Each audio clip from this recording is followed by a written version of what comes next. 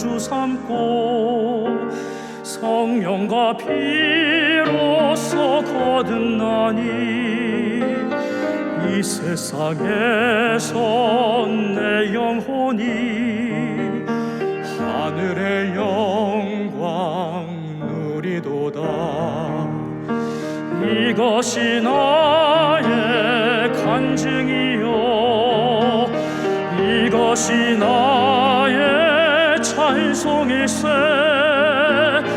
나 사는 동안 끊임없이 구주를 찬송하리로다.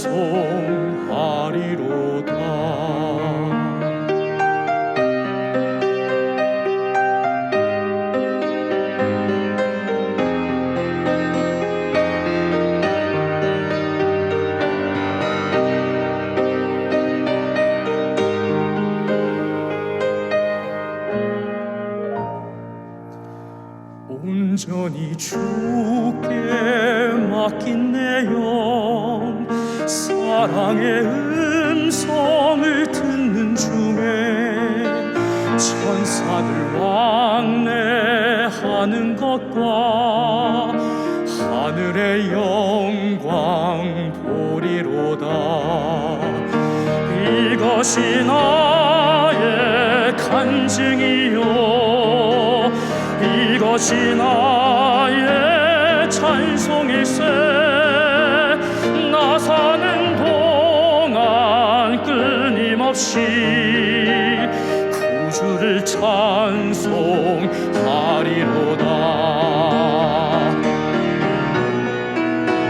주 안에 기쁨 누림으로 마음의 풍랑이 잔잔하니 세상과 나는 간 곳 없고 구속한 주만 보이도다. 이것이 나의 간증이요 이것이 나의 찬송일세. 나 사는 동안 끊임없이 주를 찬송하리로다. 이것이 나의 간증이요 이것이 나의 찬송일세. 나 사는 동안 끊임없이 구주를 찬송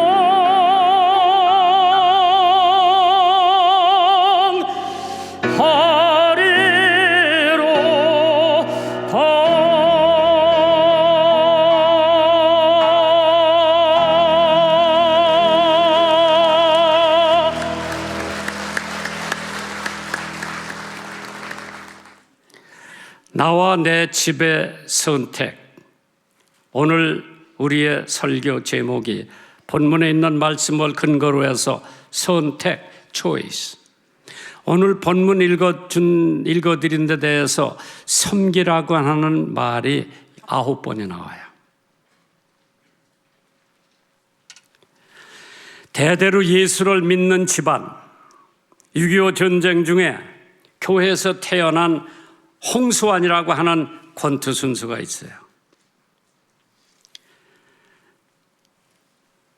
홍수환은 복싱의 챔피언이었습니다. 한국과 동양 세계 챔피언들 다 해봤죠. 세계 복싱 협회에서 펜터급과 주니어급 두 체급을 한국인 최초로 석권을 했습니다. 그러면서 홍수환이 엄마 나 챔피언 먹었다.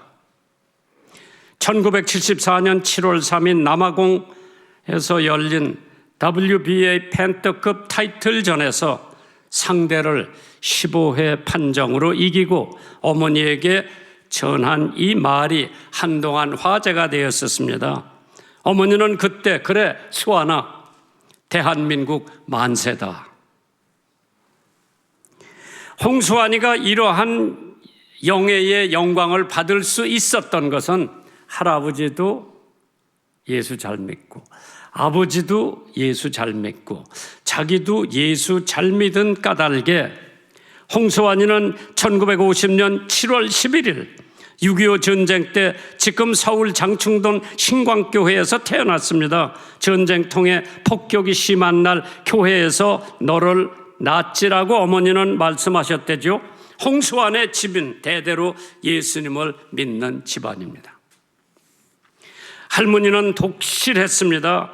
홍수환 집안은 영락교회, 세문안교회를 다녔다고 그러죠.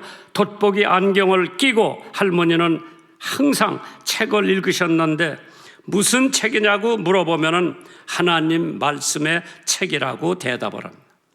할아버지는 평양북도 신의주에서 있는 제2교회 영락교회 한경직 목사님이 섬기던 교회를 지을 때에 못도 박으면서 목수 노릇을 했다고 합니다.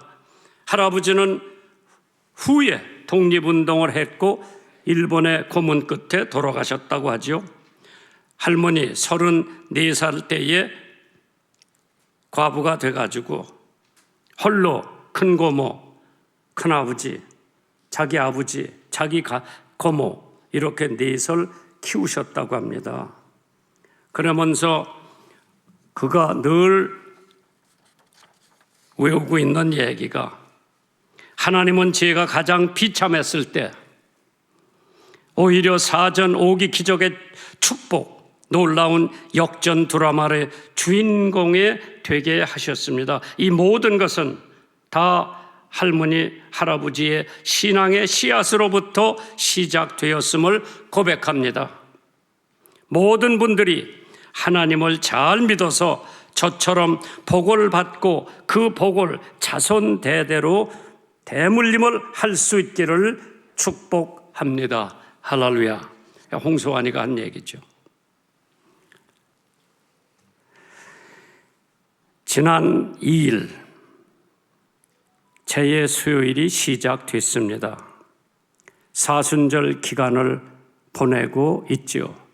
천주교나 성공회에서는 사순절을 엄격하게 지내지만은 우리 개신교 침례교에서는 하나의 형식에 도취되지 않고 이 40일 동안에 자기를 회개하고 자기 신앙을 돌아다보면서 경건한 삶을 살기를 위해서 사순절을 정해서 우리가 경건한 삶을 살려고 노력을 하는데 어떻게 하면 경건한 삶을 사느냐? 나 중앙교회 목회할 때 사순절 40일에 텔레비 보지 말라고 그랬어. 어떤 사람은 텔레비 보는 시간이 성경 보고 기도하는 시간보다 훨씬 많더라고. 40일 동안 텔레비 안 보자. 코드를 뽑아놓으라고 그러는데 어느 집에 신방 가보니까 텔레비 보고 앉아있어. 뭐 텔레비 봐서 뭐 죄 짓는 건 아닌데 내가 아이스크림을 무척 좋아한다. 내가 이 40일 동안은 아이스크림 한번 안 먹어본다. 하나님께서 이 기간 동안에 참회와 묵상의 시간을 갖기를 바라고 계십니다. 사순절 40일은 노아 홍수 때 이 40이라고 하는 숫자 성경에 굉장히 유명합니다. 노아 홍수 때도 40일 동안 계속됐고 모세는 호렙산에서 십계명을 받을 때에 역시 40일, 엘리야도 40일 지내면서 먹지도 않고 호렙산에서 지냈다고 했죠. 이스라엘 민족은 40년 동안 광야 생활을 했고요. 예수님은 40일간 성령의 이끌림에 의해서 광야에서 금식하면서 시험을 받으셨다고 했습니다. 사순절 기간에 우리의 지은 죄를 회개하며 용서와 절제 그리고 경건의 시간으로 보낼 수 있다면 신앙의 성숙되기를 바라면서 오늘 전하는 하나님의 말씀을 통해서 큰 은혜 받기를 주님의 이름으로 축원합니다. 하나님께서 두 개의 기관은, 두 개의 단체는, 두 개의 제도는 세웠다고 했어요. 성경학자들이 하는 얘기입니다. 가정과 교회. 이 두 기관이야말로 하나님이 만드신 제도고 하나님이 친히 축복해 주신 기관임을 믿으시기 바랍니다. 그런 까닭에 루터가 가정은 민족의 행복과 불행의 근원이라고 그랬어요. 찰스 디킨슨은 자기 집을 사랑하는 데서 자기 나라를 사랑하는 마음이 나온다고 했습니다. 디모데전서 5장 8절에 누구든지 자기 친족, 특히 자기 가족을 돌보지 아니하면 믿음을 배반하는 자요 불신자보다 더 악한 자라고 했습니다. 우치무라 간조가 말하기를 가정은 지상의 낙원이다. 이것이 없는 자는 이 세상에 있어서 이미 지옥에 있는 자라고 했습니다. 예레미야 31장 1절에 나 여호와가 말하노라 그때에 내가 이스라엘 모든 가족의 하나님이 되고 그들은 내 백성이 되느니라. 중국 속담에 삐뚤어진 둥지 안에 온전한 달걀이 있을 수 없다고 했습니다. 제가 알고 있는 어떤 장로님이요, 대를 이을 후손이 없기 때문에 어디 가서 애를 하나 낳아가지고 들어왔어.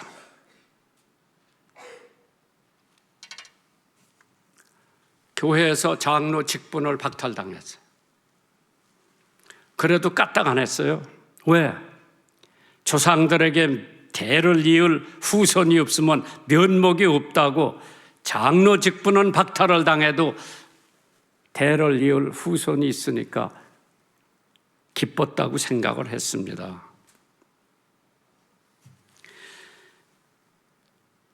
육신의 계승을 그렇게 중요하게 여기면서 왜 신앙의 계승은 별로 대수롭지 않게 생각하는지 난 이해가 안 갑니다. 육신의 대를 이어지는 게 중요하다고 같으면 신앙의 대를 이어지는 것도 그거 못지않게 중요하다고 생각하시기를 주님의 이름으로 축원합니다. 공부 잘하라고 부모님들이 성화를 하면서 왜 성경 공부는 하라고 성화 안 하는지 이해가 안 가죠. 오늘날 우리 사회의 도덕성 회복도 중요하고 근검 전략 운동도 중요하지만은 가정 도의를 되찾는데 신앙의 생활화가 이루어져야 될 줄 믿습니다. 우리 가족 제도에 결점이 있다면은 혈통증 편증, 존속 편증, 남성 편증, 이 편증된 사고방식이 향락 본위의 가정, 재물 본위의 가정, 자녀 본위의 가정으로 전락되어 가고 있는 우리들의 가정 복음화로 하나님 본위의 가정으로 만들어야 됩니다. 시편 128편 3절 4절에 내 집이 내 실에 있는 내 아내는 결실한 포도나무 같으며 내 상에 둘린 자식은 어린 감람나무 같으리로다. 여호와를 경외하는 자는 이같이 복을 얻는다고 했습니다. 오늘 첫 번째 대지를 생각해 봤을 때 신앙의 생활하는 우리의 선택입니다. 여호수아 24장 14절입니다. 오늘 본문에 있는 말씀이죠. 그러므로 이제 여호와를 경외하며 성실과 진정으로 그를 섬길 것이라. 너의 열조가 강 저편과 애굽에서 섬기던 신들을 제하여 버리고 여호와만 섬겨라. 신앙의 생활화는 우리의 선택입니다. 신앙은 강제성을 띄어서도 안 됩니다. 어디까지나 본인이 자유의지에서 신앙을 선택해야 합니다. 그러나 선택할 수 있는 조건, 즉 우리가 유리한 조건을 만들어주는 것이 우리 믿는 자들의 의무라고 하겠습니다. 첫째 조건이 뭐냐? 기도 조건을 만들어줘야 됩니다. 사도행전 10장에 보면 고넬료라고 하는 사람이 있습니다. 그는 구제하고 항상 기도하더니 하루는 제9시쯤 되어 환상 중에 밝히 봄에 하나님의 사자가 들어와 가로되 고넬료야, 사람을 베드로한테 보내라고 그랬습니다. 사도를 보냈습니다. 베드로가 그 집을 갑니다. 고넬료가 엎드려 절하니까 그러지 마라, 나도 사람이라고 그랬어요. 거기서 베드로가 복음을 전하면서 고넬료의 가정이 다 예수를 믿고 성경에 보니까 세례를 받았다고 그랬죠. 침례를 받았다고 그랬습니다. 사도행전 10장에 보면은 베드로가 이 말할 때에 성령이 말씀 듣는 모든 사람에게 내려왔다고 했습니다. 고넬료의 기도와 베드로의 기도가 합쳐가지고 고넬료의 온 가정이 예수 믿는 가정이 되었습니다. 신앙의 생활화는 우리의 선택입니다. 아내의 기도가 남편을 구원시킬 수가 있고, 어머니의 기도가 아들을 거듭나게 할 수 있고, 형의 기도가 동생을 회개시킬 수 있는 것을 믿으시기 바랍니다. 두 번째로 사랑의 조건을 만들어줘야 된다고 했습니다. 누가복음 15장에 보면 탕자의 비유가 나옵니다. 어떤 사람이 아들 둘이 있었는데 둘째가 자기의 분기 재산을 달라고 그래서 아버지가 재산 줬어. 이걸 가지고 먼 나라에 가서 허랑방탕하게 다 소비하고 거지가 돼서 돌아온 탕자를 아버지가 매일 돌아오나 안 돌아오나 바라보고 있을 때에 저 먼 지평선에 사람 그림자가 하나 있는데 틀림없이 자기 아들일 거라 아버지가 기다리고 있었죠. 그 아들이 점점 가까워집니다. 아들이 뛰어왔습니까? 아버지가 뛰어갔습니까? 홍 장로님, 아버지가 뛰어갔어. 그래가지고 그 누추한 옷을 입고 온 거지 둘째 아들을 포옹을 하고, 죽었던 내 아들이 살아서 돌아왔다고 얼마나 반가웠는지 모르죠. 집에 데리고 와가지고 좋은 옷을 갖다 입혀라, 가락지를 갖다 끼워줘라, 신발을 신겨라. 나는 그 성경을 보면서 거룩한 의복을 입혀야 천당에 가는 거예요. 하나님의 의복을 입어야 천당에 가지. 가락지를 끼워줘라, 재산의 소유권 가지고 있는 거예요. 바로 신발을 신기라고 그랬어. 암만 돈이 많고 암만 먹을 게 많고 암만 자동차 좋은 걸 타고 다녀도 할 일이 없으면 그 사람처럼 불쌍한 사람 없어요. 신을 신기라고 하는 것은 열심히 돌아다니면서 일하라고 하는. 하나님께서 모든 재산을 다 탕진하고 돌아온 둘째 아들을 포옹하고 입맞췄다고 그랬어. 그건 사랑의 증표예요. 그러한 사랑의 조건을 만들어 줄 때에 어떠한 어려운 가정이라도 하나님의 신앙의 가정이 되는 줄 믿으시기 바랍니다. 조건 없는 사랑, 허랑방탕해서 낭비했어도 사랑으로 받아주는 아버지, 기다리는 아버지의 사랑. 두 번째도 제일 좋은 것으로 주는 사랑. 이런 것들이 방탕한 탕자를 돌아게 하는 유일한 방법이었습니다. 세 번째, 인내하는 조건을 조성해 줘야 됩니다. 누가복음 21장 19절에 너의 인내로 너의 영혼을 얻는다고 했습니다. 선택은 종교뿐만 아니라 인생의 삶 전체가 선택이에요. 아침에 일어나서부터 우리 김 권사님 뭐 입고 나가나, 아침에 몇 시에 일어나나, 성경 볼까 말까, 기도할까 말까, 조반은 뭘 먹나, 이게 아침에 일어나서부터 우리는 선택을 해야 됩니다. 누구를 만나느냐, 시장에 가서 반찬을 살 때 뭐를 사느냐, 이게 다 하나의 선택이죠. 그래서 선택은 종교뿐만 아니라 우리 일상생활에서 매일 선택이 반복되는 거예요. 세 번째로 우리들은 올바른 종교를 선택해야 한다고 했습니다. 미신을 믿던 우리 가족이 예수를 믿게 되죠.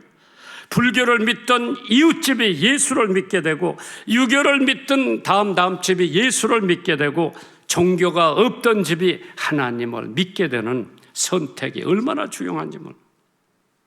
중국의 가장 유명한 소설가이자 문명 비평가였던 임오당이라고 하는 사람이 목사의 아들로 태어났습니다. 그런데 그건 반기독교적으로 자기 글을 통해서 기독교를 얼마나 핍박을 하는지 몰라요. 사회적으로 명성도 얻을 수 있을 정도로 얻었던 이모당의 삶에는 피폐하기 시작합니다. 가족들이 알 수 없는 병상에서 신세를 졌고 그 중에 자기가 가장 사랑하던 딸이 죽었습니다. 세상에 살고 싶은 생각도 없고 하루하루가 지옥 같고 살아갈 힘이 조금도 남지 않았다고 느꼈을 때에 자기 집 일을 봐주는 가정부가 하나 있었는데 맨날 그는 흥얼거리면서 미소를 잊어버리질 않았습니다. 그때 이모당이 그 가정부에게 입에 풀칠이나 하면서 무엇이 그렇게 좋으냐고 물어보니까 가정부가 이렇게 대답을 합니다. 예수님을 믿으면 얼마나 인생이 즐거운지 모릅니다. 선생님도 예수 믿어보세요. 와, 전도 잘한다. 예수를 믿으면 얼마나 인생이 즐거운지 모릅니다. 선생님도 예수 믿어보세요. 그 가정부의 미소 때문에 이끌려서 교회를 가서 예수 믿고 지식인들에게 이모당이 자기 글을 통해서 얼마나 전도를 많이 했다고 하는 얘기가 나옵니다. 하나님께서 예레미야 32장 39절에 내가 그들에게 한 마음과 한 도를 주어 자기들과 자기 후손이 복을 위하여 항상 나를 경외하고 내가 그들에게 복을 주기 위하여 그들을 떠나지 아니하리라. 두 번째 대목이 있다고 할 것 같으면 신앙의 생활하는 하나님의 뜻입니다. 한번 따라서 해볼까요? 신앙의 생활하는 하나님의 뜻이다. 여호수아 24장 16절입니다. 백성이 대답하여 가로되 여호와를 버리고 다른 신을 섬기는 일을 우리가 절대로 결단코 하지 아니하오리다. 이야, 대단한 결단이에요. 사도행전 16장 31절에 가로되 주 예수를 믿어라. 그리하면 너와 네 집이 구원을 얻으리라. 그 성경 구절은 우리 집에 해당되는 성경 구절이에요. 캘빈주의의 윤리학자가 이렇게 세 종류의 가정이 있다고 말을 했습니다. 창조의 양상화에 있는 가정, 에덴 동산의 아담과 해와. 두 번째로 죄악의 양상화에 있는 가정, 인류의 타락으로 이루어진 가정이라고 그랬죠. 세 번째로 은혜의 양상화에 있는 가정이라고 그랬어요. 죄악 세상에서 특별히 선택되어 예수를 모시고 은혜를 누리는 가정을 말한다고 했습니다. 우치무라 간조라고 하는 일본의 유명한 목사님이 가정의 10계명을 이렇게 써놨더라고요. 하나님을 두려워하고 사람을 사랑하라. 두 번째로 하나님 앞에 상하 귀천이 없느니라. 거짓말은 어떠한 경우에도 하지 말아라. 폭언이나 험담을 삼가라. 다섯 번째로 시간을 낭비하지 말라. 노력을 아끼지 말라. 약용 외에 술과 담배를 사용을 금하라. 만 가지 청결을 지키라. 함부로 위박하지 말라. 열 번째, 매일 오후 7시에 기도 시간으로 정해라고 했습니다. 혼자 아내가 교회를 나왔다. 혼자 어머니들이 교회를 나왔다. 낙심하지 말라고 그랬어요. 19절 중에 한 사람만 믿는다 하면은 그 가정은 언젠가 복음화가 될 줄 믿으시기 바랍니다. 왜? 어머니의 요향 대단합니다. 나폴레옹이 불난서야 좋은 어머니를 가져라. 그리하면 좋은 아들을 두리라. 어린애의 장래는 어머니에게 있다고 했습니다. 사람들이 이따금씩 나한테 물어봐요. 왜 목사님 애들은 그렇게 잘 키웠습니까? 내가 키운 게 아니라 저희 엄마가 키웠어요. 그게 여기 들어있어. 하나님께서 어머니의 요향이 얼마나 컸느냐. 한석봉이라는 사람 얘기 들어봤어요? 아들을 먼 데로 보내서 붓글씨 공부를 하고 오라고 그래요. 어머니가 보고 싶어서 10년 후에 왔어. 그래, 등잔불 끄고 어머니는 떡 장사를 했지 그동안에. 떡 잘라놓은 걸 하고 너 글씨 쓰는 거 시합을 하자 그랬어. 어머니는 한치도 틀리지 않게 떡을 쓸어놨는데 불을 끄고 붓글씨를 썼는데 왔다 갔다 한 거예요. 어머니가, 한석봉 어머니가 너 다시 가서 공부하거라. 다시 가서 공부하고 와가지고 한석봉이 명필이 되지 않았어요. 웨슬리 어머니 수선 웨슬리 19을 낳았어. 그 중에 훌륭한 아들들을 하나님의 종으로 세웠던 것도 어머니의 영향이죠. 아브라함 링컨 대통령이 된 후에 내가 나되면 나의 천사 같은 어머니의 덕분이라고 고백을 했습니다. 어머니들이 이만한 영향력을 행사할 수 있는데 자녀가 아직 믿지 않는다는 말이 웬 말입니까? 신앙의 생활화가 되십시오. 그러면 여러분의 가족이 모두 복음화가 될 겁니다.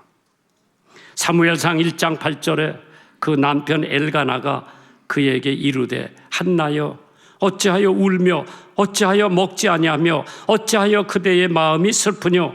내가 그대에게 10 아들보다 낫지 않으냐. 참 그런 남편을 데리고 있는 한나.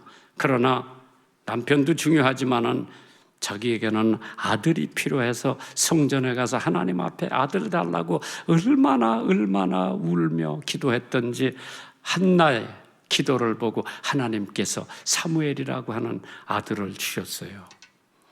이스라엘 초대 선지자. 위대한 사람이죠. 아내의 영향. 잠언 12장 14절에 사람은 입의 열매로 인하여 부록에 족하며 그 손에 행하는 대로 자기가 받는다고 그랬지만은 잠언 31장 10절에 누가 현숙한 여인을 찾아 얻겠느냐? 그 값은 진주보다 더하다고 그랬어요. 네세니어 호손이라고 하는 사람이 세관에서 면직을 당하고 마음이 상하여 낙심을 하고 퇴근을 합니다. 풀이 죽어서 오는 남편을 보고 아내가 펜과 잉크를 갖다 주면서 이제 마음 놓고 집필을 하라고 격려를 합니다. 아내 말에 격려를 받은 네세니어 호손은 그때서부터 집필을 하기 시작합니다. 소설을 쓰기 시작했는데 그 소설이 세계적인 소설 스칼렛 레터, 주홍글씨라고 하는 소설이 나온 거죠. 잠언 14장 1절에 무릇 지혜로운 여인은 그 집을 세우되 미련한 여인은 자기 손으로 그것을 헌다고 했어요. 미시간 대학에서 11살서부터 18살 먹은 소녀들에게 이 다음에 자라서 어떠한 사람이 되기를 원하느냐 물어보니까 80%가 우리 어머니 같은 사람이 되기를 원한다고 대답을 했답니다. 어머니의 영향이 그렇게 중요해요.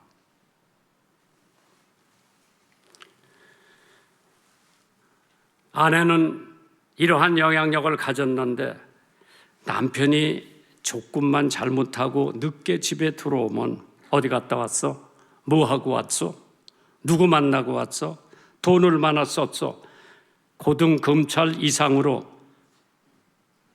문초와 취조를 받으면 그것이 어디 가정이요 검찰청이지.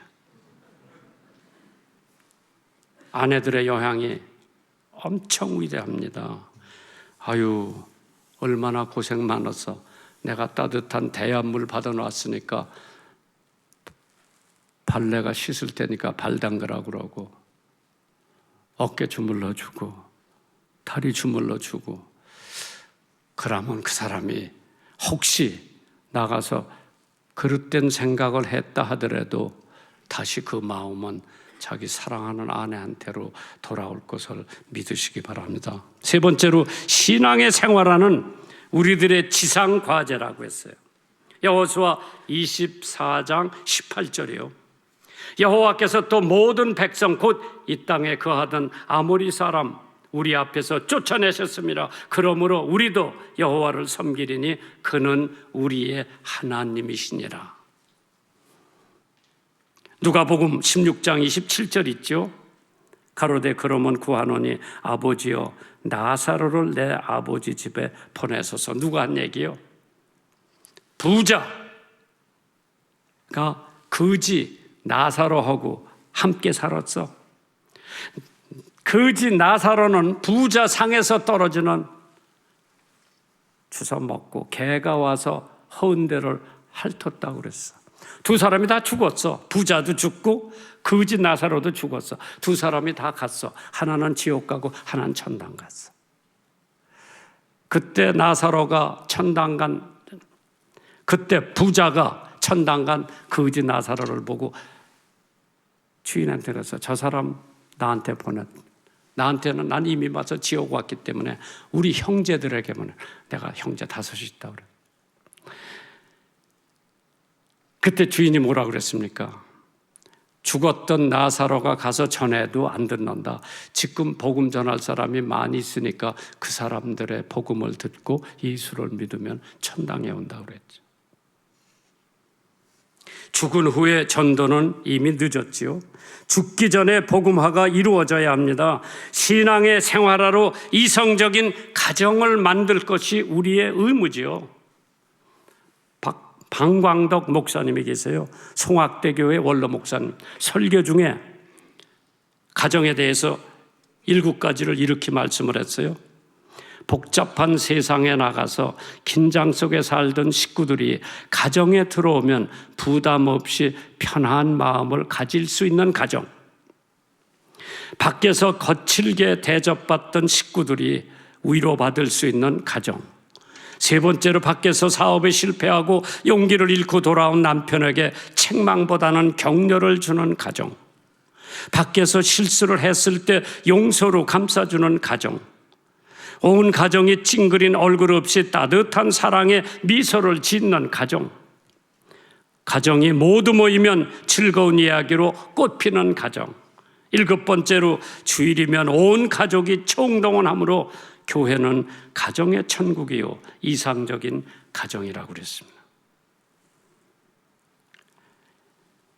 윈스턴 처칠 부인이 평생 한 번도 남편을 귀찮게 하거나 헐뜯거나 험담하지 않았다고 그랬죠.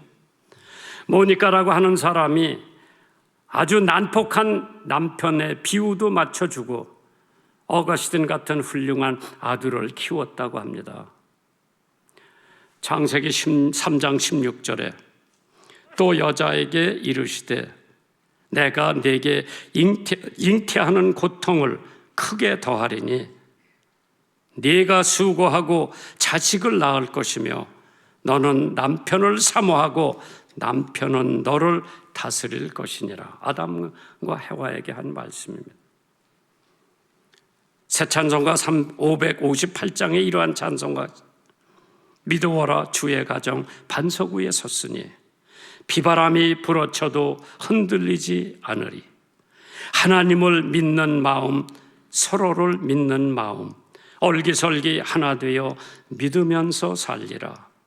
향기롭다 주의 가정, 기도하는 이 제단 마음 들여 기도하고 몸 바쳐 섬기니 타오르는 몸과 마음 온 누리의 향기라. 흐뭇하게 퍼져가는 온 누리의 향기라고 했습니다. 하루의 계획은 아침에 있고 한 달의 계획은 월삭에 있다고 했습니다. 1년의 계획은 원단에 있다고 했습니다. 올해 신앙의 생활으로 정하고 하나님의 축복을 기대하는 가정이 되기를 바랍니다. 마지막으로 여러분들 앞에 예화 하나 할게요. Farewell to gun, 무기여 잘 있거라. 어너스트 해밍웨이 쓴 유명한 작품이죠. 문인으로서 그만큼 출세하기도 쉽지 않았습니다. 노벨상을 탄 사람이죠. 세계적인 지명도를 가진 유명 인사였습니다. 그런데 정작 본인은 불행한 인생을 마쳤습니다. 인생의 허무와 고독감을 못 이겨 권총을 가지고 스스로 자기 목숨을 끊었습니다. 그것도 플로리다 남단 키웨스트의 너무나 아름다운 휴양지에서 해밍웨이 집에서 자살을 했습니다. 그 할아버지는 드와이트 무리 목사님하고 절친한 친구요. 아버지도 훌륭한 크리스천 의사였습니다. 어머니도 신앙생활을 열심히 한 분입니다. 그런데 자기를 신앙을 유지하지 못하고 자손들에게 그 신앙을 유산으로 물려주지 못했습니다. 우리의 값진 유산, 우리의 자녀들에게 물려줘야 합니다. 그것은 보물을 남겨두라는 말인데 그 보물은 재산이 아니라 하나님의 명예와 영예와 하나님의 능력과 그분의 행하신 귀한 사적들을 가르치고 전해주라고 하는 신앙의 유산을 자녀들에게 물려주는 것처럼 중요한 것은 없다고 했습니다.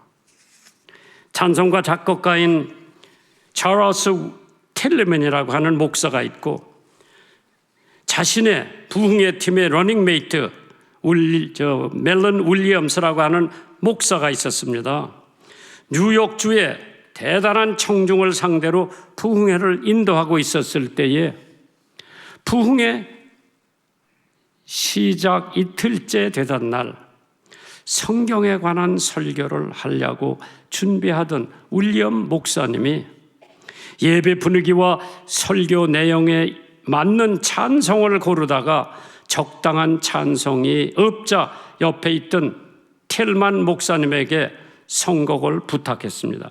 그러자 텔만 목사님은 윌리엄 목사님에게 작시를 해보라고 했어요. 그러면 자기가 작곡을 한다고 그랬어요. 윌리엄 목사님이 즉석에서 자신의 성경을 만지작거리면서 써내려갔습니다. 그 성경은 어머니가 평생 읽으시던 유품이었습니다. 윌리엄 목사가 성경 맨 뒷장에 보니까 어머니의 성경 My Mother's Bible이라는 제목이 써져 있었어요. 옛날 애자로운 어머니의 모습이 떠올랐습니다. 15분도 채 못된 시간에 넉절을 시를 다 썼어요. 텔만 목사는 윌리엄 목사가 작시를 쓰고 있었을 때 어깨너머로 보면서 나의 눈에서 한없이 눈물이 흘렸을 때 어머님은 입맞춤으로 내 눈물을 거뒀네. 작곡된 이 찬송가는 오늘날도 우리 가슴을 적시는 찬송가로 남아있는데 바로 그 찬송가가 234장입니다. 부모가 자녀들에게 물려줄 가장 위대한 유산은 돈도 아니고 믿음이라고 했습니다. 나의 사랑하는 책 비록 헤어졌으나 어머님의 무릎 위에 앉아서 재미있게 듣던 말 그때 일을 지금도 내가 잊지 않고 기억합니다. 예수 세상 계실 때 많은 고생하시고 십자가에 달려 돌아가신 일, 어머님이 읽으며 눈물 많이 흘린 것 지금까지 내가 기억합니다. 귀하고 귀하다. 우리 어머님이 들려주신 재미있게 듣던 말, 이 책 중에 있으니 성경심이 사랑합니다. 신명기 6장 5절 7절에 너는 마음을 다하고 성품을 다하고 힘을 다하여 네 하나님 여호와를 사랑하라. 오늘날 내가 네게 명하는 이 말씀을 너는 마음에 새기고 네 자녀에게 부지런히 가르치라고 했습니다. 이제 우리는 뭐를 택할 것인가? 하나님을 섬기는 신앙을 택하시기를 주님의 이름으로 축원합니다.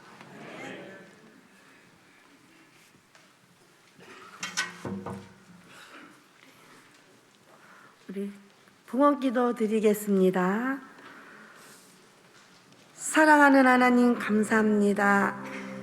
코로나19 오미크론의 대유행으로 인해 이 어려운 시기에도 3월 첫째 주일에 거룩한 성전에 나와 하나님 앞에 예배를 드릴 수 있도록 인도해 주신 하나님께 감사와 영광을 올려드립니다. 오늘 원로 목사님의 말씀에 큰 은혜를 받게 하여 주시고 감사한 마음으로 정성껏 준비한 물질을 주님께 드립니다. 이 물질이 주님의 이름으로 쓰여질 때에 30배, 60배, 100배의 결실을 맺게 하여 주시고 드린 손길과 드리고 싶지만 드리지 못한 손길 위에도 같은 은혜로 축복하여 주시옵소서. 이 모든 말씀을 우리 주 예수님 이름으로 감사하며 기도드립니다. 아멘.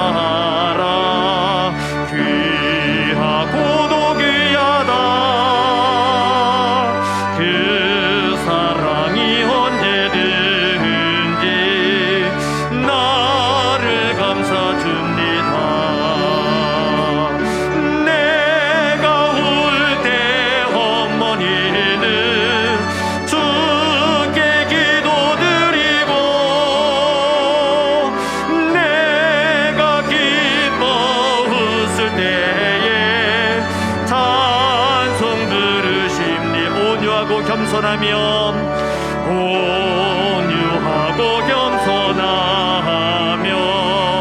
올바르고 고세게 어머니의 뜻 받들어 보람 있게 살리라. 풍파많은 세상에서 선한 싸움 싸우다 생명신에 흐르는 곳 길이 함께 살리라.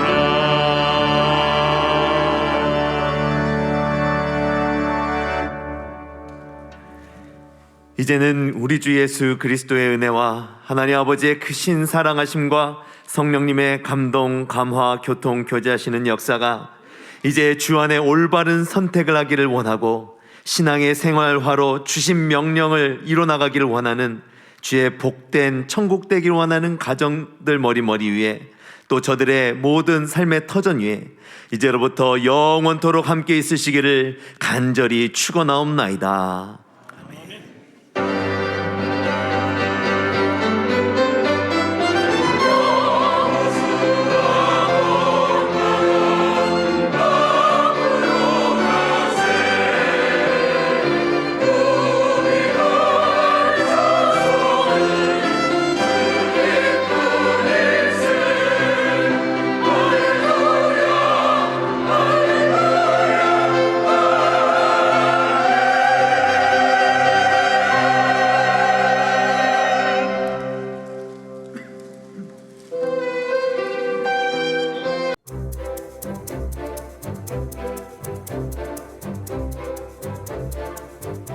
갈라디아서 2장 20절의 사도 바울의 이 고백을 평생 동안 몸소 실천하고 있는 벽안의 선교사님 한 분이 계십니다. 그분은 바로 김장환 목사님의 부인이신 트루디 사모님. 지난 63년 동안 한국에서 살아오신 사모님의 신앙과 인생 여정 이야기가 담긴 책 왜 한국에 시집 왔나가 이번에 새롭게 출간됐습니다. 이역만리 고국을 떠나 세계적인 목회자의 아내와 세 자녀의 어머니로서 그리고 한국인보다 더 한국을 사랑하는 선교사와 교육자로서 지금까지 살아온 사모님의 소중한 삶의 간증들이 잔잔하게 녹아있는 이 책은 읽는 분들의 가슴을 따뜻하게 해드리고 하나님이 주시는 깊은 은혜와 감동을 느끼게 할 것입니다. 또한 요즘처럼 모든 분들이 힘들다고 하는 시대 상황 속에서 이 책은 사랑하는 분들에게는 위로와 용기를 주고 믿지 않는 분들에게는 하나님을 만나게 해주는 소중한 선물로 귀하게 쓰이게 될 것입니다. 특별히 이 땅의 여성분들에게 적극적으로 추천해드리는 트루디 사모님의 신앙과 인생 이야기 왜 한국에 시집 왔나. 이 책을 신청하기 원하시는 분은 02-320-0555번으로 문의해 주시기 바랍니다.